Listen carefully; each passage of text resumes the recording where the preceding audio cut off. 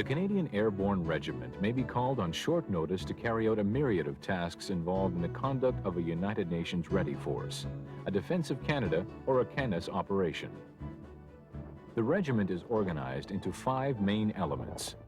Included are 3 rifle commandos, each with 3 rifle platoons and a support weapon platoon, a headquarters and signal squadron, which provides communications and housekeeping facilities and administers the mortar and pathfinder platoons, and a service commando, providing first-line service support. Depending on the assigned task, the intensity of the expected opposition, general climate and terrain conditions, the regiment may be augmented by elements of the Special Service Force to form an airborne battle group.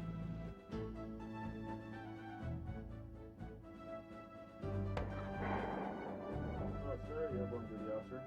Just to confirm, quick rig is at 2400 hours. Dress is winter and follow-up kit is required. This is Lieutenant Rokash. Quick rig is on.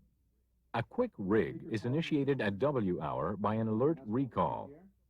All subsequent timings in the quick rig procedure are based on this key timing. 0745 hours. Okay, bye. Quick rig is the nickname for the procedures through which the Canadian Airborne Regiment is alerted, formed, regrouped, tasked, and deployed to conduct an operation within a minimum response time.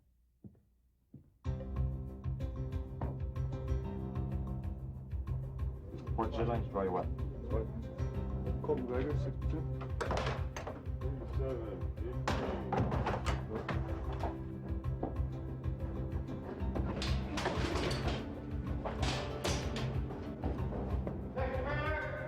Security. Make it happen. One section, let's go. Let's get the out of the hall up against this far walker. Over the mess hall. The warning order is then issued by the regimental headquarters staff. It initiates the battle procedure necessary to prepare the regiment for the upcoming mission.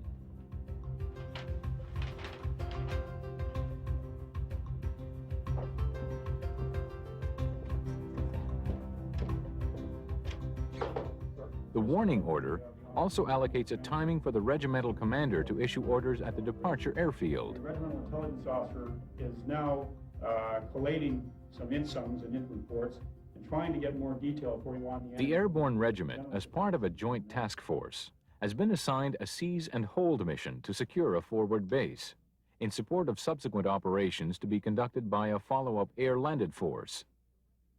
The regiment is to be parachuted into the airhead, with the air-landed link-up expected to occur early the next day. It is augmented by an airborne artillery battery, an engineer troop, and a medical evacuation platoon. The regiment's objective area is the airfield and the associated complex of hangars, communications, maintenance, and administrative buildings. A joint task force headquarters element has been established at the departure airfield. It concentrates on the overall administrative and logistics problems involving the administration, mounting, and resupply of the airborne and air-landed forces, and provides detailed support to the regiment's mounting activities. A liaison officer from the regiment has been established at the Joint Task Force headquarters. His main functions are to advise the commander on the decision to launch the operation and to assist with its coordination. The coordination of mounting activities is essential to timely and efficient deployment. To this end, a regimental organization is formed consisting of a preparation and a mounting element. The preparation element, commanded by the CO of Service Commando, operates from the home base. It stages the regiment from the garrison location to the departure airfield. The main components of the preparation element include a logistics operations center, which coordinates preparation and staging activities, the repair or replacement of all essential equipment, and the receipt of ammunition, stores, and equipment required for the operation.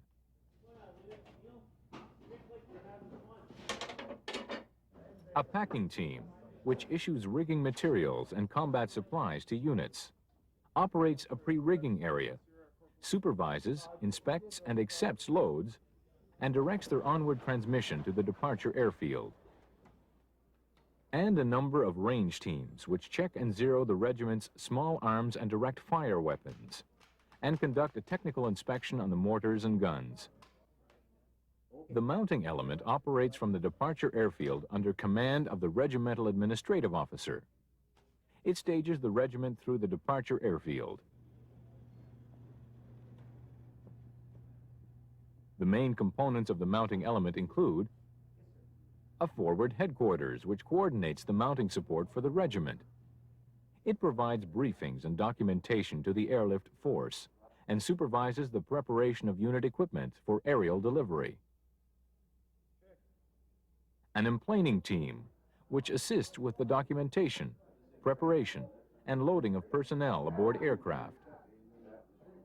The service support group, which coordinates transport, messing, accommodation, maintenance, and general stores needs. And unit advance parties, which coordinate the receiving of equipment, assist with rigging loads, and help prepare aircraft loading tables. Departure assistance groups are provided from the supporting base and the Canadian Airborne Regiment to process personnel and equipment for operational deployment. The personnel group checks the medical, administrative, and spiritual fitness of each member of the battle group and updates documents and records. The equipment group ensures that unserviceable equipment is either repaired or replaced, that unit holdings of stores and supplies are replenished as required, and that vehicles and cargo are ready for the move to the departure airfield. Paralleling the mounting and administrative activity is the ongoing battle procedure which prepares the airborne force for its pending mission. Okay. Here's the latest update. Okay, can you just show me where they are on the... Intelligence updates are distributed and the regimental commander prepares a detailed estimate, plan, and preliminary orders. We have a mission, and what I would like to do now is get the warning order out to the battle group as quickly as possible.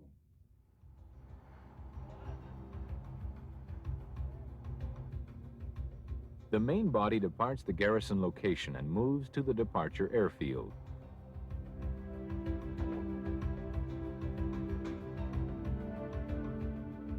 On arrival, the main body is met by representatives of the mounting element advance parties.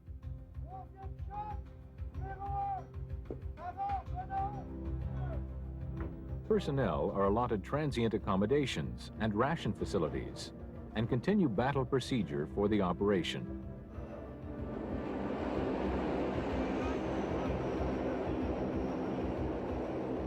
In the meantime, the transport aircraft are beginning to concentrate at the departure airfield, where they are converted for parachute operations.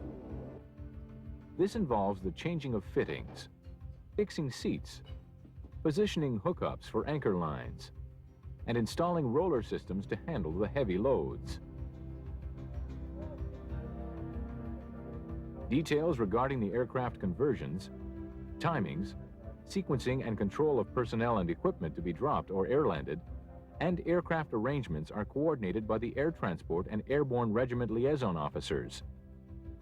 These are laid down on the air movement and aircraft loading tables.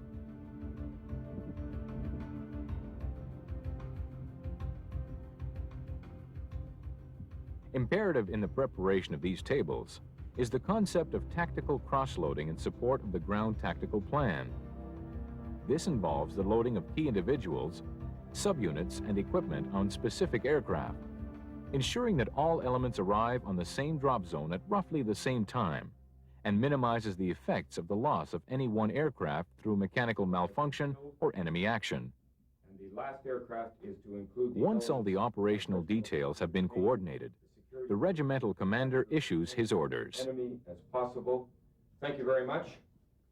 At the departure airfield, an airlift control center is established, which incorporates a control element for planning, coordinating, and tasking of airlift activities and a number of MAMS teams to load and rig cargo.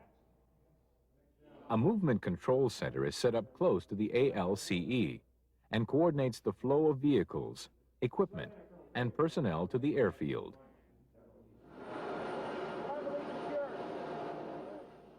Loads accompanying personnel on the main drop are placed on board the aircraft and hooked up by the MAMS teams prior to the emplaning of the troops. When ready, they are turned over to the aircraft loadmaster, who is responsible for the preparation and rigging of the aircraft prior to takeoff. Loadmasters also provide the communications link between the aircraft commander and parachutists to coordinate dispatch procedures during the mission. The ground tactical plan requires the use of 2 drop zones. The main DZ was selected to provide immediate access to the terminal buildings, powerhouse, and fuel storage site, and thereby defeat any attempt at their demolition. It includes an area which can handle the guns, ammunition, and other heavy loads. An alternate DZ has also been selected, which is of an adequate size to handle the entire drop should the main DZ become unusable.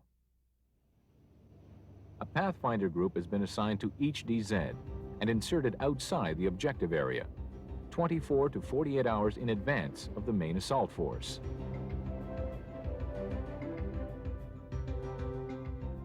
After landing, each group moves to their respective DZ area and establishes a patrol base.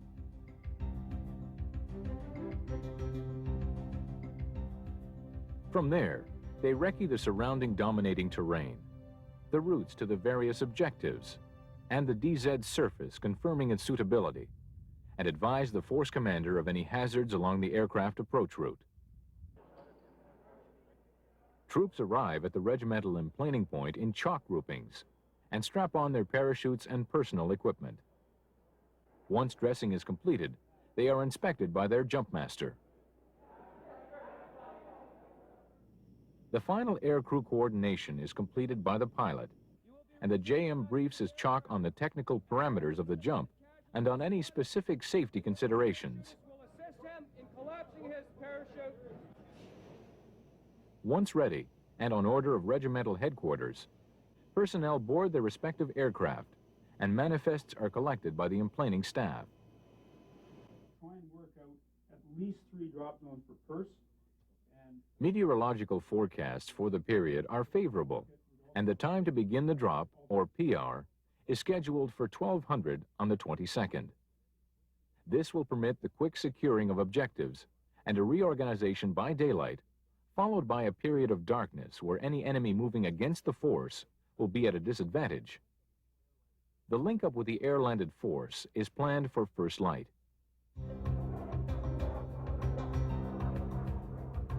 The timings will also assist with the suppression of enemy air defense fire and facilitate close air support and air superiority missions. The Airborne Regiment, including its load of equipment, ammunition, and stores, requires approximately 36 C-130 chalks.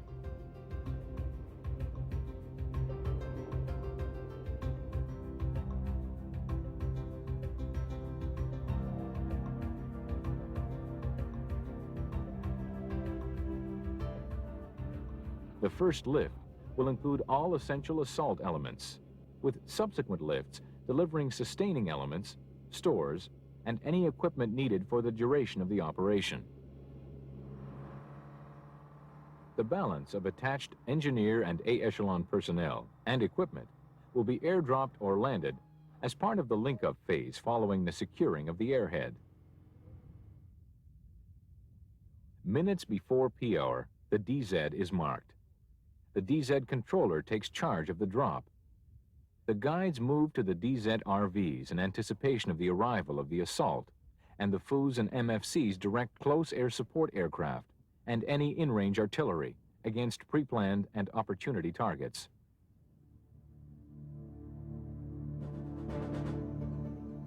On approaching the chosen DZ, the assault force formation flies as close to the ground as possible to mask aircraft from enemy radar and air defense fire. At the last minute, they pop up to jump altitude and slow down to their drop speed. The loads are then dispatched from the aircraft ramps, followed by the paratroopers through the side doors. The aircraft immediately drop down to their ground masking altitude for the return trip. On landing, the assault elements recover accompanying equipment and head to their designated RVs.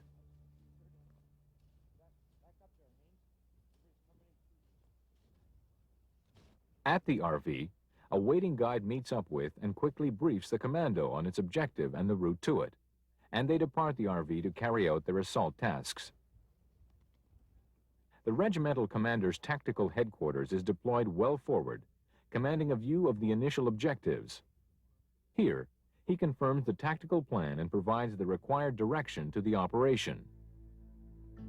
The rifle commandos are equipped with small arms, light automatic weapons, and short-range anti-armor weapons to deal with hardened point targets and lightly armored vehicles. They man-pack their ammunition and equipment. Each commando may include vehicles for communications, direct fire weapons, and ammunition resupply. The assault continues until the commandos have achieved their initial objectives and the airhead is secured.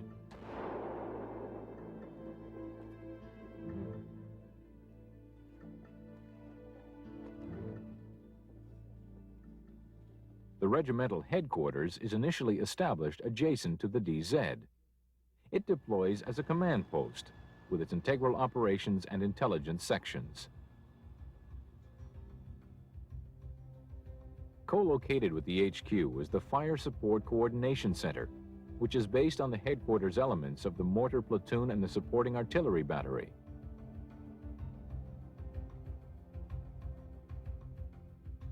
The Recce platoon operates from the RHQ location, providing patrols and establishing OPs to give warning of approaching enemy forces. The Signal Squadron locates near the command post. It mans the regimental command net, the headquarters' internal communications, and the rear link back to the Joint Task Force headquarters. A military police section assists with protection of the headquarters complex, any local traffic control requirements, and the handling of PWs. Other elements are operational within minutes of landing. The Airborne Battery deploys an FSCC element, 4 observer parties, and 12 105mm guns. The gun position is initially located near the heavy lift DZ. 24 rounds of ammunition are stacked on each gun platform, and additional ammunition is normally dropped adjacent to their firing positions. The battery can also jump with mortars in lieu of the L5 gun.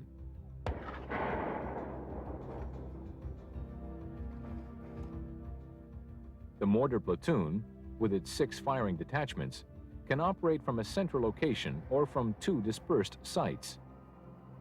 A minimum of 100 rounds accompanies each mortar on the initial drop. The guns and mortars bring down fire on targets designated by the FOOs and MFCs attached to the commandos and the Recce detachments.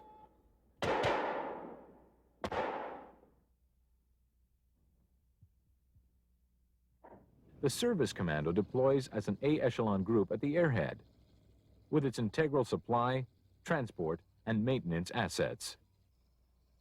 It recovers stores from the DZ, breaks bulk ammunition into issue groups for each commando, arranges for the forward delivery of sustaining stores and follow-up kits, and assists with the security of the airhead. The bulk of the airborne engineer troop would normally accompany the assault element. They gather their stores and equipment and begin work on their task of opening a landing strip. They search for mines, fill in craters, clear snow, and remove rubble.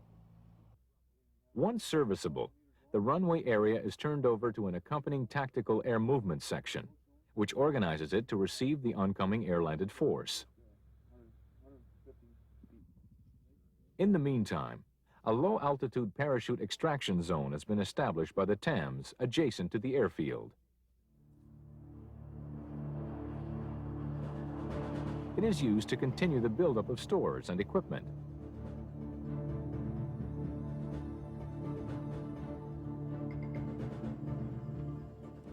Medical support to the force is initially provided at casualty collecting points by medical assistants attached to the commandos. They provide immediate aid to the wounded and help move them to the unit medical station. Casualties are moved rearward from the CCPs to the UMS, which is located in the A echelon area. It functions under the direction of the regimental surgeon, who prioritizes treatment and provides life-sustaining care. The Airborne Evacuation Platoon is located at the airhead, where it evacuates patients from the UMS, assists with the provision of medical care, the operation of a limited casualty holding facility, the preparation of patients for evacuation, and their staging back to the mounting base. Casualties are evacuated from the airhead in returning aircraft or by aeromedical evacuation flights. Emergency sustaining care on a medevac flight is provided by a medical escort team of nurses and medical assistants. After arriving back at the mounting base, casualties are moved to a forward casualty staging station, where they are processed and directed to the appropriate medical facility.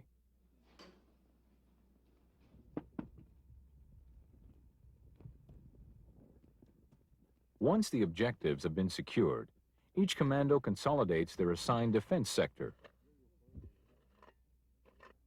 The regimental HQ relocates to where it can best direct the fight against any enemy attempting to recapture the airfield. The guns and mortars redeploy to more centralized firing positions. The recce elements depart on their reconnaissance tasks, and the anti-armor detachments take up positions covering the main approaches.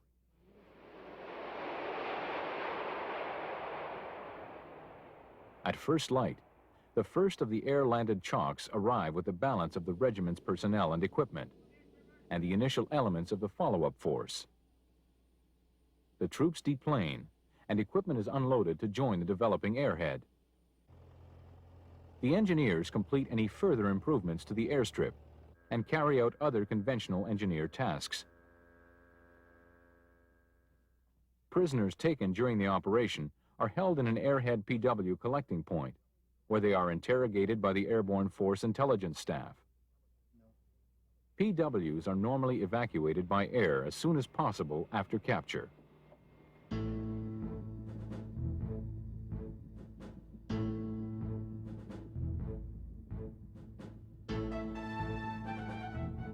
This production has outlined the organizational structure of the Airborne Regiment and has touched on some of the procedures involved in the mounting and conduct of a seize and hold mission. Other types of airborne operations share similar problems and procedures, and each will have its own characteristics depending on the capability of the enemy, the terrain, and the climatic conditions surrounding the objective area.